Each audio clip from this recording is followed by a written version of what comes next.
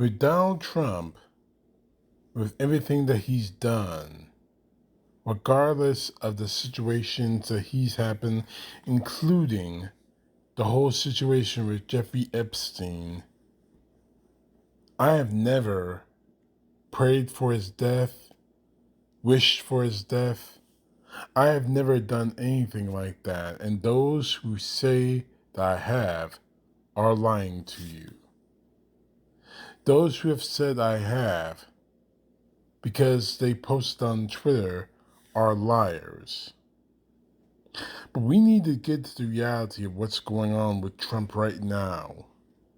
Because it feels like a good portion of this nation is on death watch right now with him.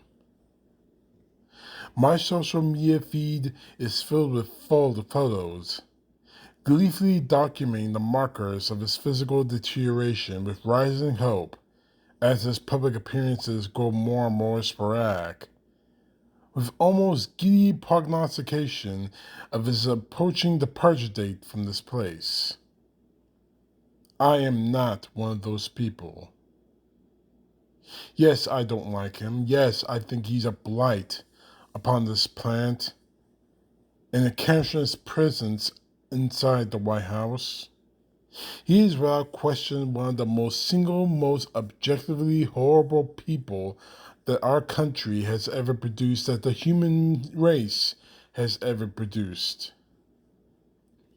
Setting aside from the reality that his passing will elevate a successor who may be smarter, shrewder, less impulsive, and potentially far more effective in accelerating this country's slide into both theocracy, into economic devastation for anyone but the cadre of the amoral tech world vampires who elevated him to that platform to begin with. But I don't wish death upon him. I never have. I wish the man was never born.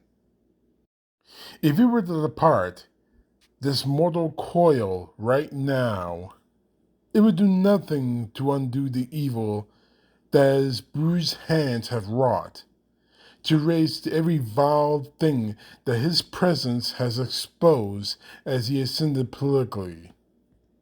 It will rewind the years of those who lived in squalor and poverty in New York, on whose backs he built his hollow empire. His death won't bring financial restitution to the thousands of people, thousands of workers and contractors left abandoned by the many bankruptcies that he created that is his responsibility. It won't give back the wokeness and healing to the girls and women he violated secretly or maligned in public. We know you're in the files, Trump. We know why you're fighting so hard to keep them secret and we keep them covered. We know the truth.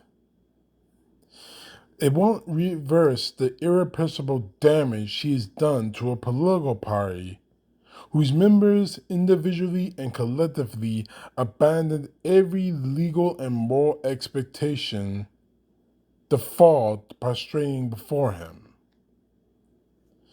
It won't listen to repentance in the white evangelical church that has parted ways with its loving namesake and its faith traditions and fashioned a vicious, sneering, profane, God-mocking idol of its antithesis and bowing down before it.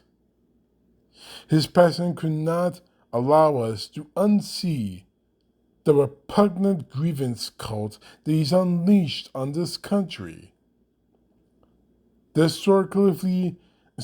historically hateful movement of miserable people who spent the last decade unraveling an unrepentant ugliness because he gave them permission to be like this.